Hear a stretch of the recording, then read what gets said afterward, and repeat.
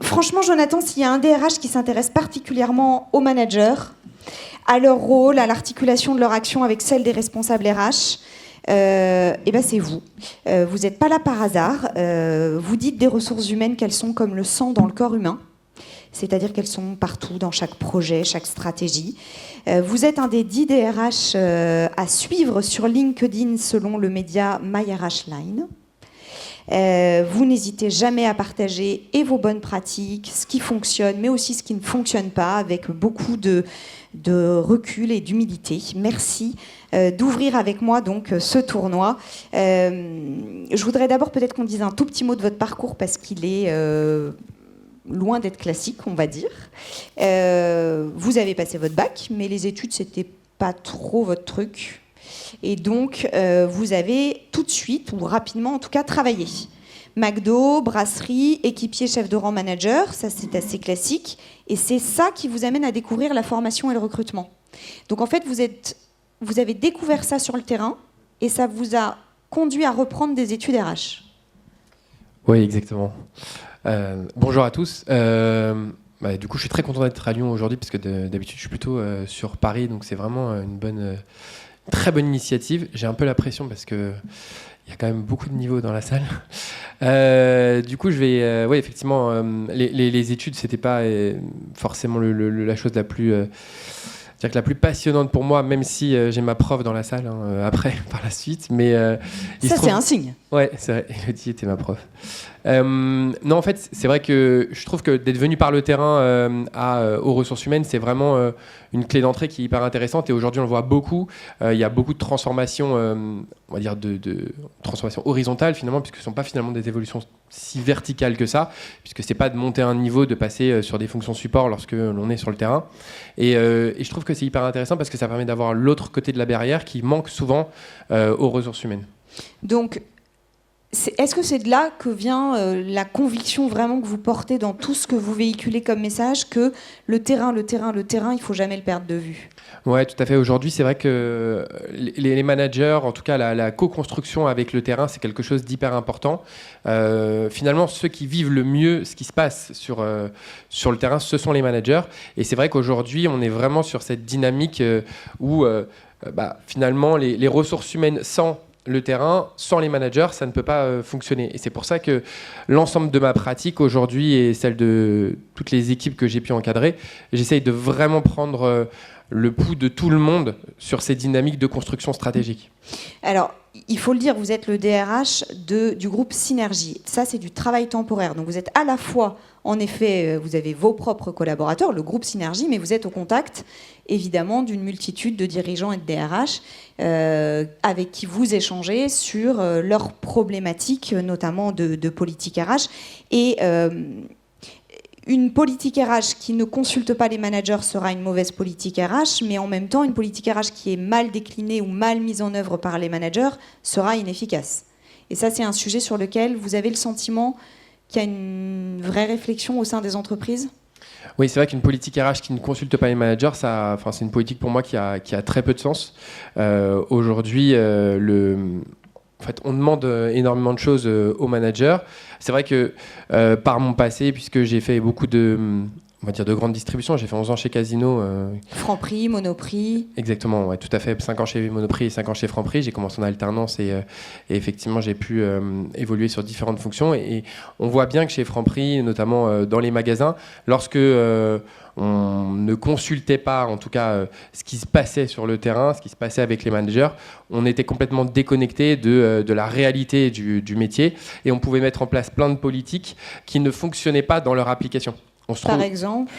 Par exemple, ne serait-ce que sur la formation, on s'apercevait aujourd'hui que nous, on avait mis en place de jolis programmes de formation pour l'ensemble des collaborateurs chez Franprix.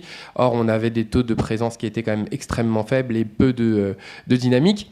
Et on ne comprenait pas pourquoi. Et en fait, en réfléchissant, quand on a été sur le terrain et quand on a commencé à discuter avec les managers, en fait, quand on est dans un magasin, qu'on a une personne qui en manage 2 et qu'on doit l'envoyer en formation, on s'aperçoit finalement que c'est comme s'il se coupait un bras quelque part. Et donc, il n'est pas incité à envoyer ses collaborateurs en formation parce qu'en fait, il n'a plus personne pour tenir les rayons. Oui, parce que l'important, c'est quand même le business, c'est toujours business first et c'est le client qui est le plus important. Et donc, en fait, on privait les collaborateurs d'accès à la développement des compétences, d'accès à la formation. Et en fait, on a essayé d'imaginer un système qui part d'eux en disant mais comment on peut vous aider. On a discuté avec eux. Et c'est comme ça qu'on a imaginé, en tout cas, par exemple, l'Acadibus, qui était finalement... L'Acadibus. Ouais, l'Acadibus. C'est comme les bibliothèques en bus, mais là, c'est un bus de formation. Exactement. C'est une copie du dessin animé qui existait il y a un moment. C'est un bus magique qui vole avec des connaissances pédagogiques à l'intérieur. Et en fait, on avait ce bus qui venait devant les magasins, qui comportait une brigade de remplacement. Cette brigade remplaçait l'ensemble des collaborateurs du magasin pour continuer avec l'activité client. Et finalement, les collaborateurs se formaient à l'intérieur du bus. Mais c'est un exemple parmi tant d'autres, c'est-à-dire que si on était resté sur le pilotage, sur les chiffres, sur la réflexion un peu distancielle de la simple politique RH, en se disant mais finalement pourquoi on n'arrive pas à augmenter cette présence en formation, on n'aurait jamais su que c'est pas que les collaborateurs n'étaient pas intéressés par la formation, mais c'est juste qu'ils ne pouvaient pas venir physiquement, ils ne pouvaient pas venir. Et là, on a vu effectivement nos scores de présence et de développement des compétences augmenter. Donc, il faut clairement que les responsables RH n'échangent pas seulement avec les membres du CODIR ou du COMEX, redescendent d'un cran. Ça veut dire quoi concrètement ? Ça veut dire qu'il faut avoir des réunions hebdomadaires avec les managers des différents métiers, qu'il faut même formaliser ces rendez-vous, parce que c'est bien de le dire, mais en fait, à quel moment vraiment on se parle en fait, entre RH et manager ?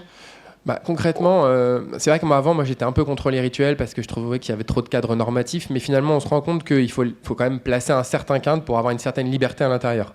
C'est un peu comme un terrain, finalement, on a le droit de sortir du cours, on a rester à l'intérieur du jeu, et donc l'objectif c'est vraiment de donner un cadre général qui est qu'il faut que vous rencontriez en tout cas en tant que responsable ressources humaines, en tant que DRH, en tant que DG finalement, des moments de rencontre et d'échange avec les managers du terrain, avec les managers de proximité, qui est à fixer selon la dynamique temporelle que l'on veut. Mais en tout cas, c'est important de les institutionnaliser, de les ritualiser, parce que d'abord ça rapporte de la considération et on sait très bien que sur cette strate-là c'est hyper important. Et d'un autre côté, ça permet aussi nous-mêmes de s'y tenir, puisqu'on est souvent la tête dans le guidon, pris dans toutes nos activités. Et le fait de ritualiser, c'est comme en fait un jour férié, on sait c'est à ce moment-là qu'on va rencontrer, et quoi qu'il arrive, on le fait.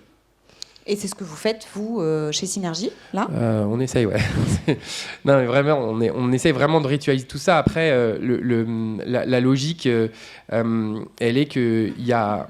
Quand on commence à faire ce genre de choses, il y a aussi un petit pendant, c'est qu'on crée des attentes. C'est-à-dire que quand on le fait jamais pendant longtemps, il n'y a rien qui se passe. C'est assez... finalement, personne s'exprime, mais dès qu'on commence à effectivement commencer à construire, donner la parole et s'exprimer, le retour on va dire de médaille, mais qui est pour moi positif, c'est qu'on crée beaucoup d'attentes. Et donc il faut savoir mesurer entre guillemets les attentes que l'on va créer pour ne pas les décevoir non plus. Ce qui est encore plus problématique si on déçoit des attentes qu'avant, lorsqu'on ne qu'avant de les avoir créées, ces attentes. Exactement, ouais. Il y a quelque chose aussi qui est peut-être, en tout cas une dimension qu'il faut prendre en compte de plus en plus. Vous me le disiez quand on a préparé cet entretien, c'est qu'on confie aussi aux managers de plus en plus de tâches RH en vérité. On les sollicite aussi de plus en plus sur des étapes, missions qui avant n'étaient pas de leur ressort, et on les accompagne peut-être pas toujours suffisamment là-dessus. Complètement. Alors, on sait depuis des années, on est quand même dans des... La digitalisation a fait que vous leur avez délégué, on va dire, un certain nombre de... Exactement. En fait, la digitalisation et la crise économique, puisque depuis maintenant de nombreuses années, on était quand même dans une... Alors, même s'il y a de la croissance, on est quand même dans une période économique qui est compliquée pour l'ensemble des entreprises. On voit qu'il y a beaucoup effectivement de fermetures sur des sujets comme ça. Et c'est vrai qu'on essaye d'optimiser le maximum de tâches possibles, en confiant aux managers des responsabilités RH, finalement, qui étaient avant l'apanage d'une équipe d'assistants RH, d'équipe d'administration du personnel, et qui nécessitent une expertise importante. Par exemple ? Alors, je ne sais pas, faire des contrats, imaginer aussi, ne serait-ce que les motifs de contrat. Lorsque l'on est en ressources humaines, il y a un droit du travail, il y a des motifs de contrat. Or, les managers ne sont pas forcément au courant de tous ces motifs motifs-là. Et lorsque l'on utilise c'est des outils... C'est pas leur métier, en l'occurrence, ils ne sont pas formés à ça. Exactement, ce ne sont pas leur expertise. Mais quand on utilise les outils et qu'on dit, finalement, c'est les managers qui vont faire les contrats parce que les outils le permettent, on s'aperçoit finalement qu'on a beaucoup d'erreurs qui nous font perdre du temps au lieu d'en gagner. Et qui placent les managers de proximité dans une situation humaine compliquée et dans une situation professionnelle compliquée aussi parce qu'ils ne font pas ce qu'on attend d'eux. Mais normal, on ne les a pas formés et ce ne sont pas des experts du sujet. Donc ça veut dire qu'il faut mieux les former, enfin en tout cas sur ces sujets-là, mieux les accompagner. Et d'ailleurs, quand on parle formation, vous avez été surpris parce que quand vous êtes arrivé chez Synergie, on vous a dit les managers, ils sont mal formés. Sauf que personne n'était allé voir comment ils étaient formés, ces managers. Donc vous avez suivi les formations des managers. Oui, vous partez en séminaire avec les managers de Synergie. Exactement. Alors, oui, effectivement, en fait, ce qui se passe, c'est que je pense que dans cette logique de se mettre à la place d'eux et de vivre ce que vit le terrain, les managers de proximité, il y a cette dynamique où il faut effectivement faire leurs expériences et finalement expérimenter ce qu'ils font. Et on m'a dit quand je suis arrivé, effectivement, la formation des managers aujourd'hui, c'est pas ça, et c'est pour ça que nos managers sont mauvais. Je grossis le trait, mais logiquement, c'est souvent ça aussi quand on a un changement de gouvernance. Or, donc, la première chose que j'ai fait avant de refondre tout ce qui existe, puisque souvent, quand il y a une nouvelle direction qui arrive, l'idée, c'est de refaire, en fait, et perdre du temps un petit peu, c'est comme avec la politique, sur certains sujets. Donc j'ai été vivre ce que vivent les managers en formation. Et on s'aperçoit finalement que cette formation, elle est plutôt très construite, plutôt pertinente. Et c'est juste une question de massification de personnes à envoyer en formation sur ces sujets-là.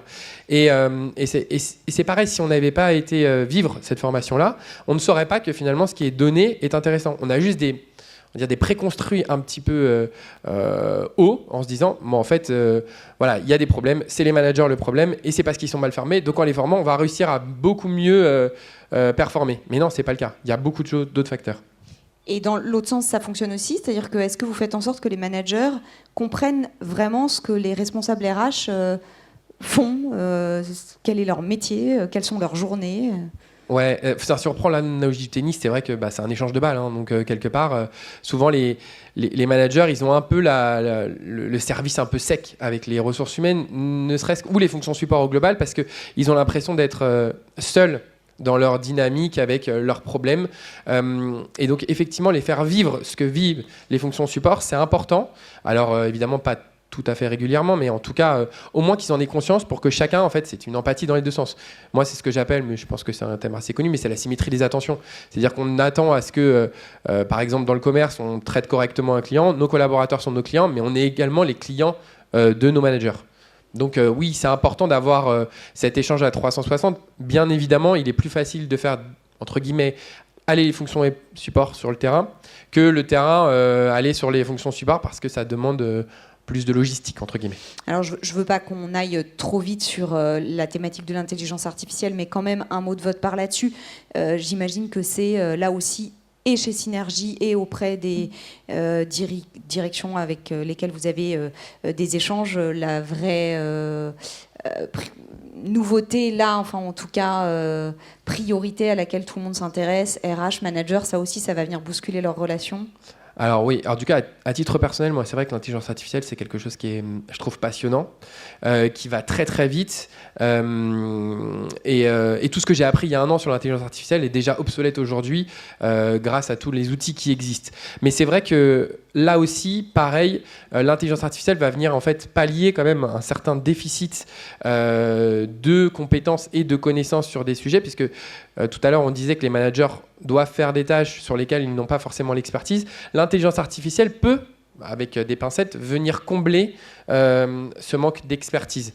Et évidemment, il va falloir s'inspirer du terrain et des managers de proximité pour comprendre quels sont leurs usages, comment on peut les utiliser plutôt qu'à les plaquer des concepts qui aujourd'hui sont un peu globaux et qu'on entend un petit peu partout. Moi, je pense que la meilleure expérience aujourd'hui sur l'intelligence artificielle, c'est déjà de faire ses propres cas d'usage et ensuite essayer de complexifier un petit peu autour quand c'est nécessaire. Donc là aussi, toujours partir du terrain. Ouais, c'est vraiment capital. Aujourd'hui, je pense que, en fait, les managers de proximité, et je dis pas les high potentiels, je dis pas forcément les